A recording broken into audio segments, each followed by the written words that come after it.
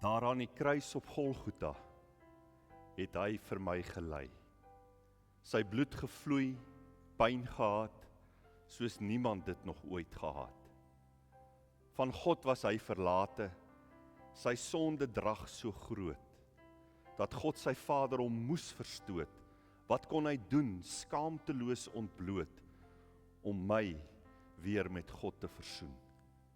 Respek die wyk, hy het niks gehad, om op terug te val toe duiwelsmag op hom neerdaal. In die tuin van Getsemane het hy geweet wat in die beker was. So aaklag dat hy, die sondelose, vir God vra, laat die beker gaan, maar sy liefde het oorwin. Vir my moes hy drink, al het dit hoe gestink, dit was net vir my. Hy's geslaan, gespieg, gehoon, met op sy kop die doringkroon. Die sware hout moes hy dra, terwyl sy skouers knak, sy bloed bevlek die hout, en in mekaar wil hy sak. Maar dit moes hy verdra, vir my, na Golgotha. Daar word gevra, waarom moes hy so ly? Was dit nodig? Ja, dit was, want dit wat God volmaak geskape het, het mens en duiwel kom besmet. Versoening tussen God en mens moes weer gevind word. En al manier was dat hy gestuur moes word.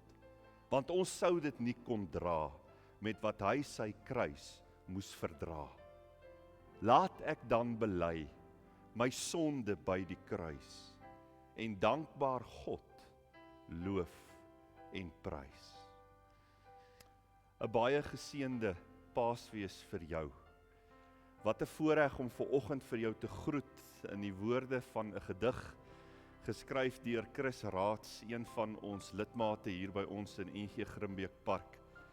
'n lydingstydgebed waarin hy vir ons die pad, die prys wat die Here Jesus Christus kom betaal het vir elkeen van ons, vir ons pragtig in 'n gedig verwoord. En mag dit vir jou 'n baie geseënde Paastyd wees, en besonder hierdie dag van Goeie Vrydag, dat jy net weer onder die indruk sal kom van wat dit die Here Jesus Christus gekos het, om my en jou met God te versoen, dat ons vanoggend kan bely, ons het vrede met God. En mag dit juist daardie vrede wees wat ook vandag vir jou in sy omvattendheid ook omvou. Die shalom wat God vir elkeen van ons wil gee. Het is voorreg om jou te groet in die naam van die Vader, die Seun en die Heilige Gees. Ek wil graag vir jou ook uitnooi vanoggend dat as jy vrymoedigheid het om nagmaal te gebruik, om ook saam met my so oor 'n paar oomblikke van nou dan ook die tekens van brood en wyn te gebruik, om ook so opnuut net weer versterk en bemoedig te word, ook in jou geloofspad saam met die Here. Dis 'n voorreg om ook hier so in ons lydingstyd 'n reeks te kon loop rondom die kruis van ons Here Jesus Christus. En ons het vir mekaar gesê dat ons weet dat die kruis omvat die hele heilsweg wat God vir ons in ons Here Jesus Christus gebring het. Die lydingsgebeure, sy kruisiging, sy sterwe, maar ook sy opstanding.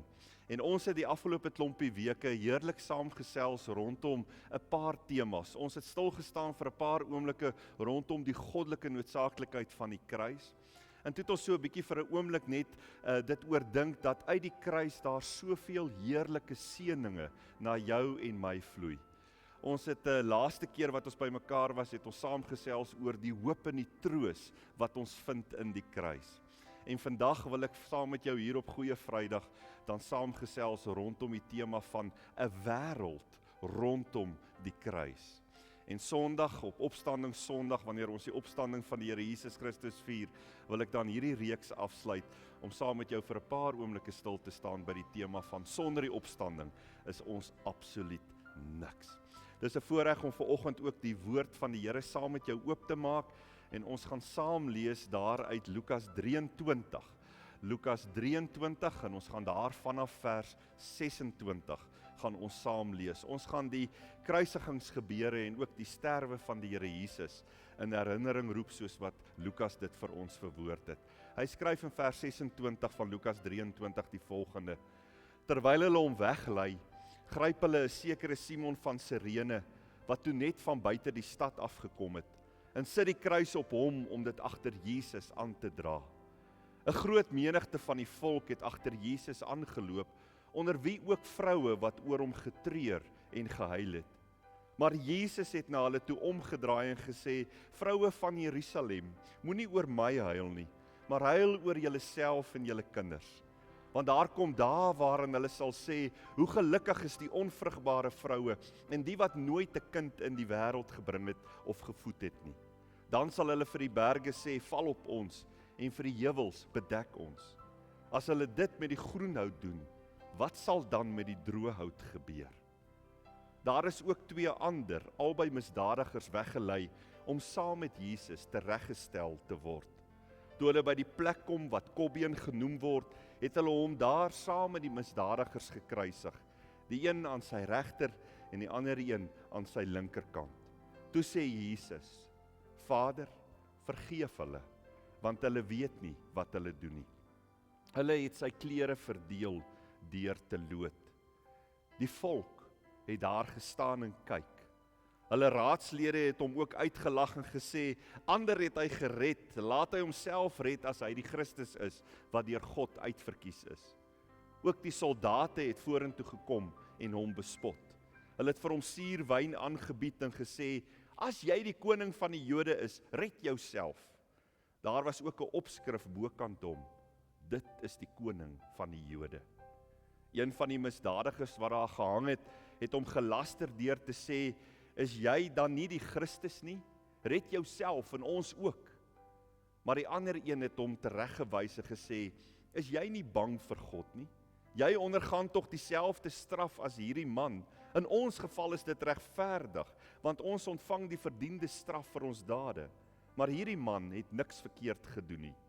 Verder sê hy, Jesus, dink aan my wanneer u in u koninkryk kom. Jesus antwoord hom, ek verseker jou, vandag sal jy saam met my in die paradys wees. Dit was omtrent 12 uur, toe kom daar duisternis oor die hele land en dit het tot 3 uur geduur. Die son het opgehou om te skyn. Die voorhangsel in die tempel het middeldeur geskeur. En Jesus het hard uitgeroep, Vader, in u hande gee ek my gees oor. Na hierdie woorde het hy die laaste asem uitgeblaas. Toe die offisier sien wat gebeur het, het hy God geprys en gesê, hierdie man was werklik onskuldig. Al die mense wat saamgedrom het om na die skouspel te kyk en gesien het wat daar gebeur het, het verslae huis toe gegaan. Maar al Jesus se vriende, ook die vroue wat hom van Galilea afgevolg het, het op 'n afstand bly staan. Hulle het al hierdie dinge gesien. So 'n herinnering, terugdink aan die gebeure daar op Golgotha, die dag toe ons Here Jesus Christus gekruisig is. Liewe broer en suster, liewe vriend en vriendin, dwars oor die wêreld word Goeie Vrydag vandag gevier. Dwars oor die wêreld roep miljoene Christene weer die kruisdood van die Here Jesus Christus 2000 jaar gelede by Golgotha in herinnering. Dwars oor die wêreld is daar ook miljoene wat vandag ongeërgd en ongeraak aangaan met hulle daaglikse roetine en lewe. Dwars oor die wêreld is daar ook miljoene wat vandag onwetend en oningelig hierdie Goeie Vrydag met sy goeie nuus sal deurleef, sonder om bewus te wees waarom dit Goeie Vrydag is. En as Lukas vir ons die kruisgebeure beskryf, dan is dit asof Lukas juis dit in gedagte het, van hoe die mensdom rondom die kruis staan, in verskillende posisies en houdings, en dit wat aan die kruis gebeur het, gade geslaan. En daarom wil ek vanoggend so aan die hand van die preektema 'n wêreld rondom die kruis, saam met jou kyk na hoe mense op die kruis en die kruisgebeure reageer. En daar is 'n paar posisies waar ek vanoggend vir jou wil uitnooi om saam met my te kom staan. En in die heel eerste plek, as ons na die wêreld rondom die kruis kyk, dan sien ons in die eerste plek 'n gedwonge kruisdraer by die kruis van die Here Jesus Christus staan. In vers 26 van Lukas 23 lees ons, terwyl hulle Jesus weglei, gryp hulle 'n sekere Simon van Sirene, wat toe net van buite die stad af gekom het, en sit die kruis op hom om dit agter Jesus aan te dra. Matteus en Markus noem in hulle weergawes van die kruisgebeure vir ons, dat die soldate vir Simon gedwing het. Hulle het hom opgekommandeer om die kruis van Jesus te dra. 'n Gedwonge kruisdraer. Lukas teken vir ons 'n mens wat by die kruis van die Here Jesus Christus staan, wat gedwonge daar staan, wat deur die saamloop van omstandighede gedwing word om daar stelling in te neem, wat nie vrywillig daar staan nie, maar met weerstand in hart en siel daar staan. Ag, en ons weet mos dat enige iets waartoe ek en jy geforseer of gedwing word, is nooit lekker vir jou nie. Jy's maar net nooit hart en siel daarin nie. Simon van Sirene moes waarskynlik ook hierdie gebeure as 'n geweldige verleentheid vir homself beskou het. Want hier word hy gedwing om die kruis te dra van 'n vervloekte. En dis die allerlaaste ding wat hy waarskynlik daardie dag op sy beplanning en agenda vir homself in sy dag gehad het. En dit wat hier gebeur met Simon van Sirene, hierdie gedwonge kruisdraer wat by die kruis staan, is so in kontras met die woorde van die Here Jesus wat juis by geleentheid gesê het, as iemand agter my aan wil kom, moet hy homself verloon, sy kruis opneem en my volg. Wie sy lewe wil behou, sal dit verloor, maar wie sy lewe ter wille van my verloor, sal dit terugkry.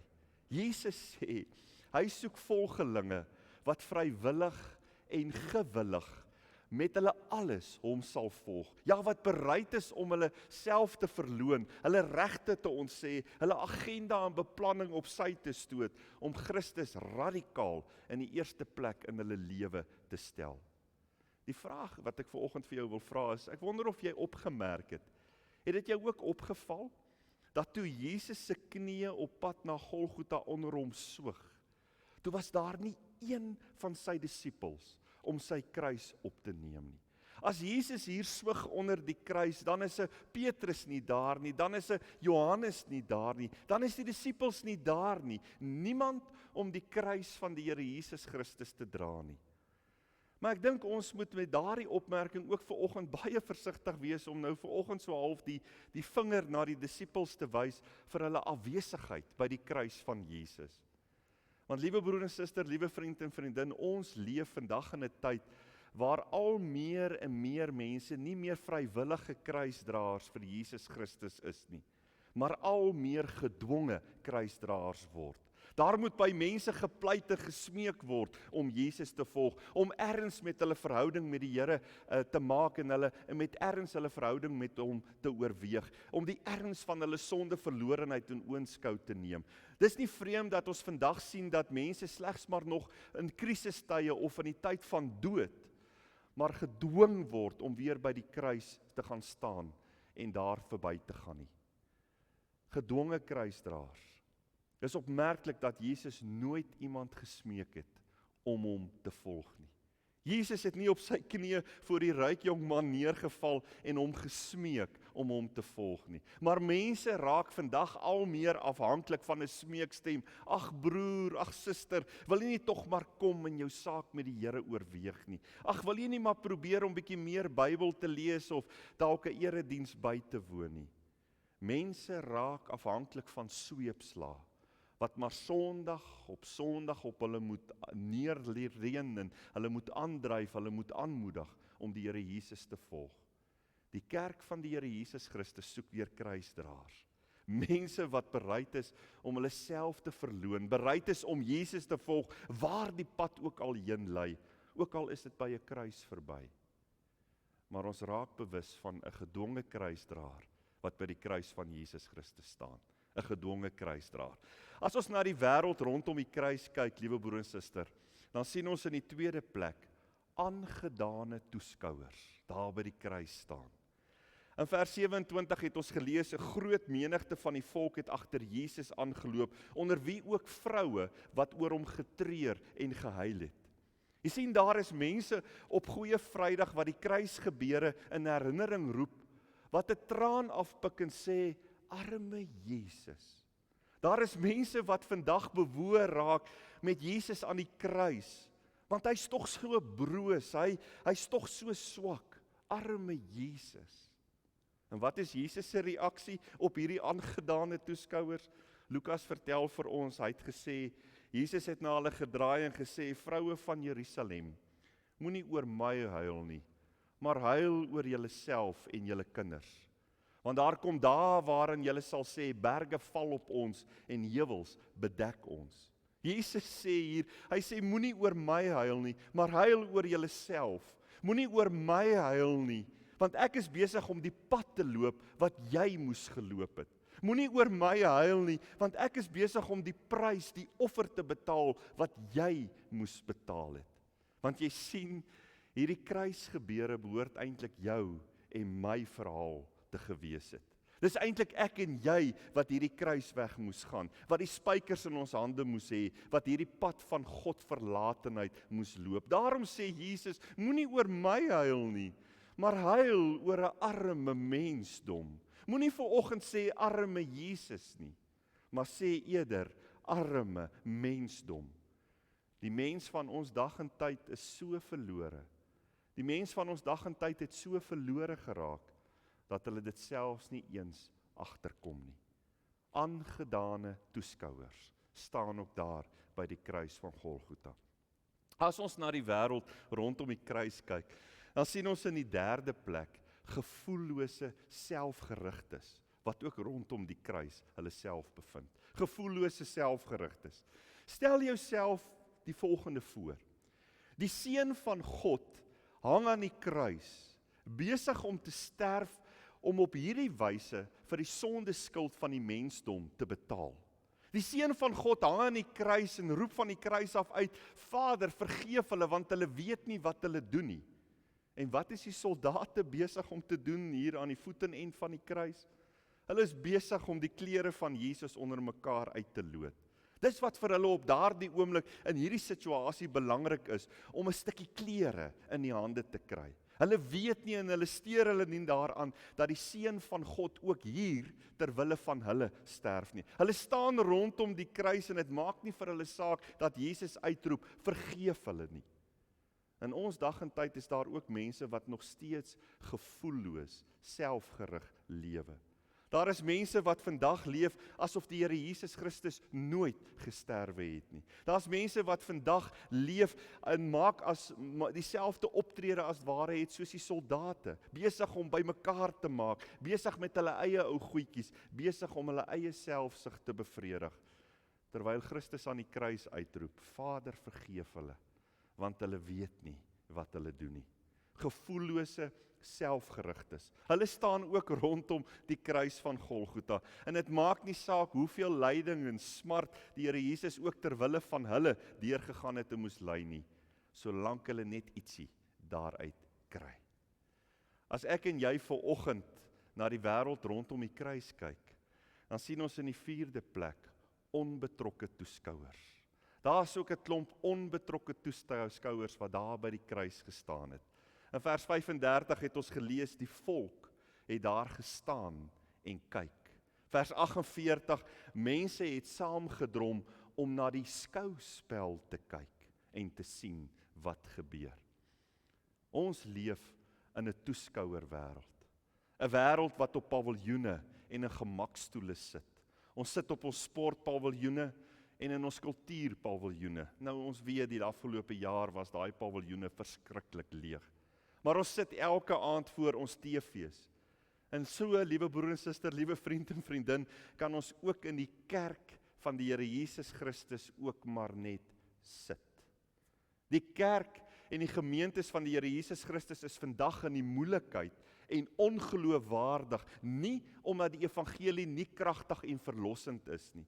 Vandag is die kerk en die gemeentes in die moeilikheid nie omdat Jesus nie die waarheid is nie, maar omdat die kerk en gemeentes ook vol paviljoensitters geword het. Ons sit en ons kyk en ons verroer nie 'n vinger aan die nood van 'n sterwende wêreld sonder Christus nie.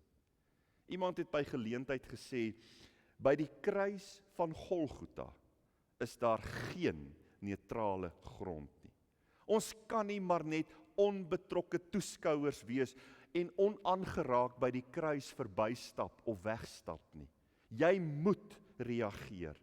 En liewe broer en suster, liewe vriend en vriendin, ek en jy gaan op grond van die kruisgebeure en dit wat ons vanoggend net weer aan herinner word, gaan ek en jy op grond van hierdie kruisgebeure, gaan ons of dit aanneem vir onsself, of ons gaan dit wegstoot van onsself af. Jy gaan na vanoggend se boodskap of 'n oomblik nader weer wees aan die Here Jesus Christus, of jy gaan verder van hom af wees. Maar onbetrokke kan ek en jy nie bly nie. Inteendeel, as sondaar kan ek en jy dit nie bekostig om onbetrokke by die kruis verby te stap nie.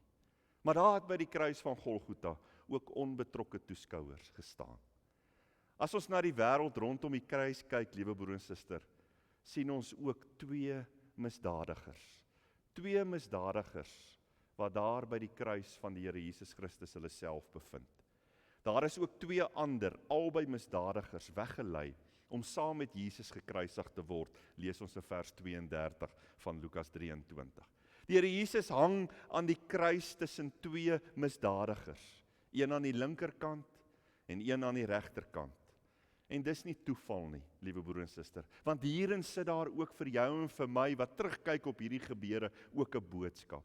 Die een, kom ons veronderstel maar, dis die een aan die linkerkant, is op sy sterfbed, maar is 'n man wat verhard is, wat verbitterd is, wat selfgerig is.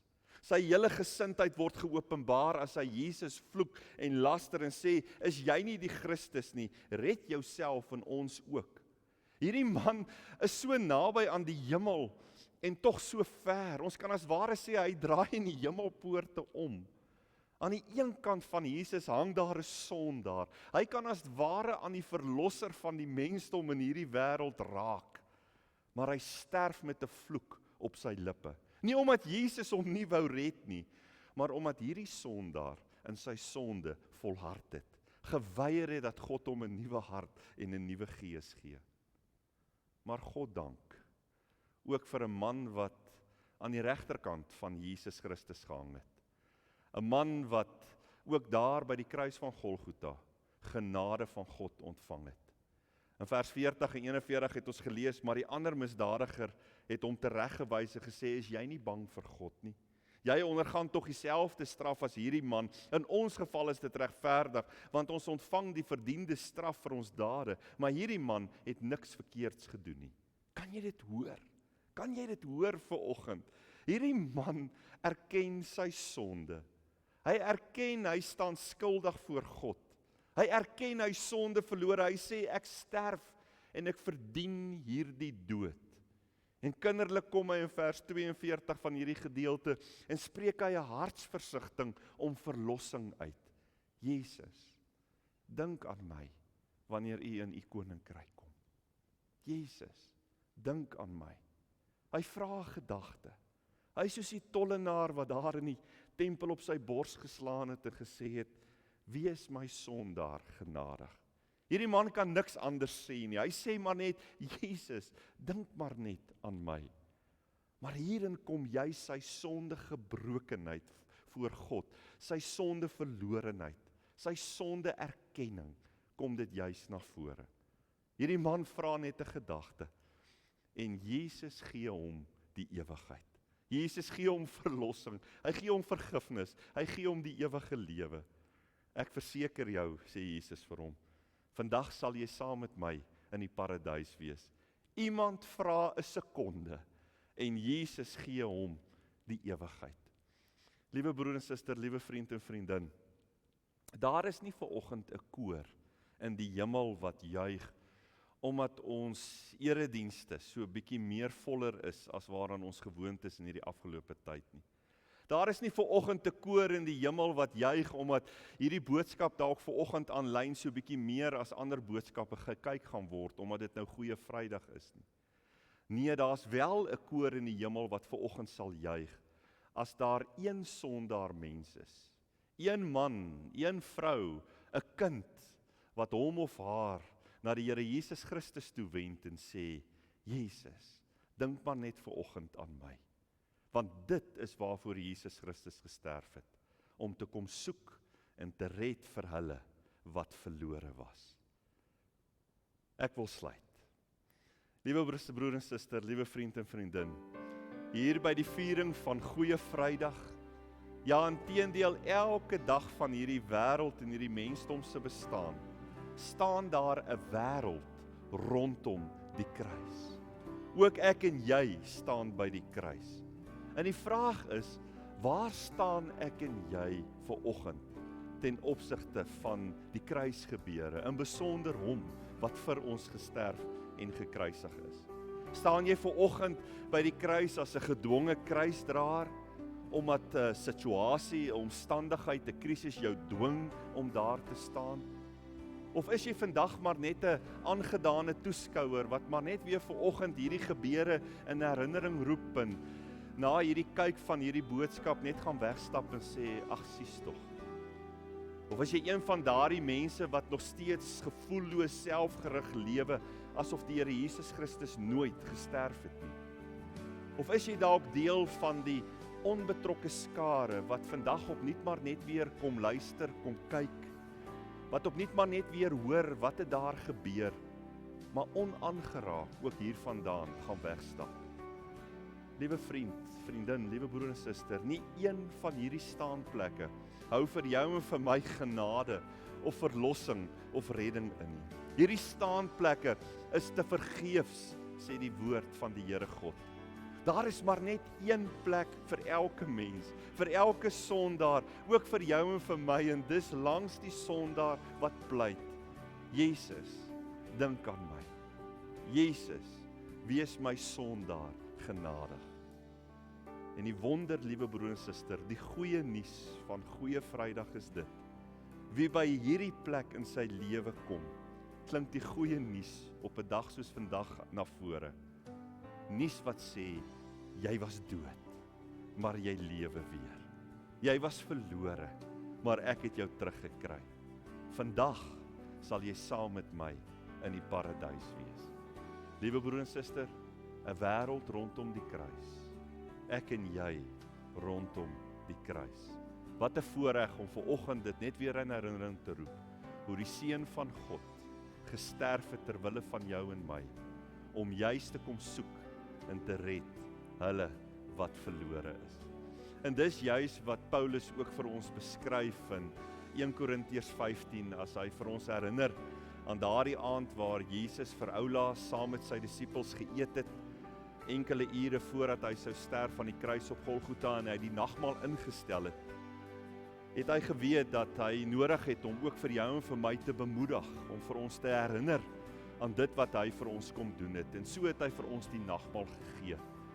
En ek wil graag hierdie woorde vir jou vanoggend ook net weer lees, om vir jou net weer daaraan te herinner, voordat ons dit dan ook vanoggend saam gaan gebruik. Paulus skryf hier in 1 Korintiërs 11, ek het van die Here ontvang, wat ek ook aan julle oorgelewer het. Dat die Here Jesus het in die nag waarin hy oorgelewer is, brood geneem. En nadat hy God daarvoor gedank het, het hy dit gebreek en gesê, dit is my liggaam, dit is vir julle, gebruik dit tot my gedagtenis. Net so ook het hy na die maaltyd die beker geneem en gesê, hierdie beker is die nuwe verbond wat deur my bloed beseël is. Gebruik dit elke keer as julle daaruit drink tot my gedagtenis. Elke keer as julle van hierdie brood eet en uit hierdie beker drink, verkondig julle die dood van die Here totdat hy kom. En daarom, liewe broer en suster, is vanoggend ook wanneer ons die nagmaal saam gebruik, is dit 'n terugdinkete. 'n Terugdinkete aan dit wat die Here Jesus Christus ter wille van elkeen van ons kom doen het. Dis 'n voorreg om dit ook vanoggend saam met mekaar, ook so aanlyn te kan gebruik. Dis 'n gebruik van tekens om ook vir jou en vir my te verseker, so seker as wat ek en jy dit vanoggend in ons hande neem, as hierdie brood sien, hierdie wyn proe, ons het met ons sintuie beleef en ervaar, so seker kan ons weet, is daar vir ons vergifnis bewerk deur Jesus Christus. So seker sal God ons sondes vergewe, so seker het ek en jy die ewige lewe. Dis ook 'n vooruitskouing na daardie heerlike dag en geleentheid, ergens iewers in die toekoms, nadat die Here Jesus Christus teruggekeer het, waar hy ook die bruilofsmaal saam met hulle wat hulle vertroue en geloof in hom gestel het, sal vier. Maar is ook 'n dankie sê ete vanoggend. 'n Dankie sê vir dit wat die Here Jesus Christus vir jou en vir my kom doen het. En daarom, liewe broer en suster, as ons dan nou die brood neem en dit vanoggend breek, dan dink ons daaraan hoe die Here Jesus Christus na hierdie wêreld toe gekom het. Hoe sy liggaam gebreek is ter wille van jou en my sonde, sodat daar versoening, vrede tussen God en ons bewerk kon word. Ek nooi vir jou uit om saam met my die teken van brood te gebruik.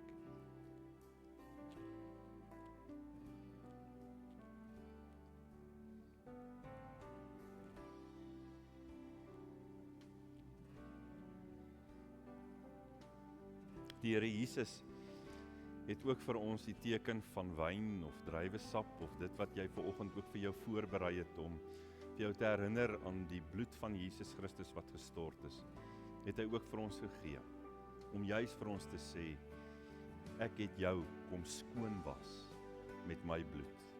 Ek het die prys vir jou betaal, met die duurste prys wat daar ooit betaal kan word vir 'n mens, die bloed van die Seun van God, sodat ons lewe kan hê, vrede met God kan hê. Kom ons gebruik dit saam.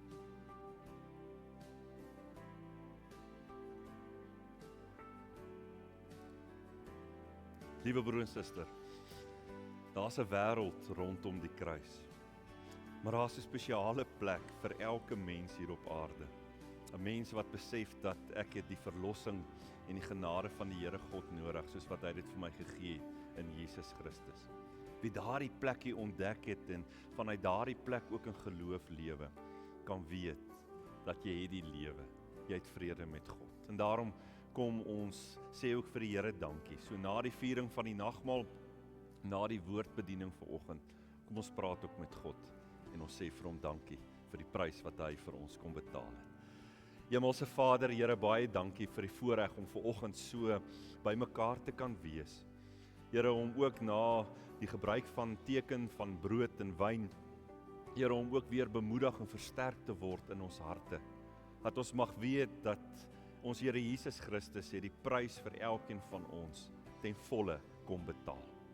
Dankie Here dat U 'n Here God is wat deur die inwerking van die Gees, deur U woord, Here, deur medegelowiges, deur U gemeentes hier op aarde, vir ons ook by 'n plek uitgebring het, waarin ons ook ons sondes voor U kan bely, waarin ons nood aan 'n verlosser kan raak sien en kon erken, maar het U Gees van God ook vir ons gewys het, op ons Here Jesus Christus, die een wat vir ons die prys ten volle kom betaal het.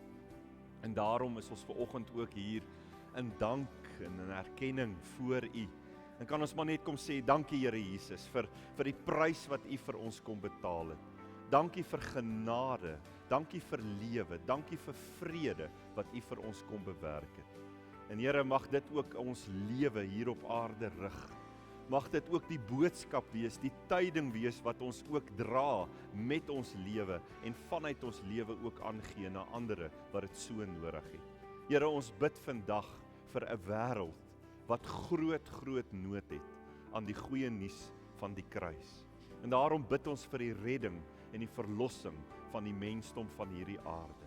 Ons bid vir hulle wat vanoggend dalk vir 'n eerste keer besef het dat ek het die genade en die verlossing wat Jesus Christus bewerk het ek nodig. En ons bid in hierdie oomblikke vir daardie man of vrou of jong mens of kind, Here, dat U ook in hierdie oomblikke deur die Gees ook vir hulle die troos en die hoop in ons Here Jesus Christus ook sal gee en ook vir hulle sal beseël as kinders van God.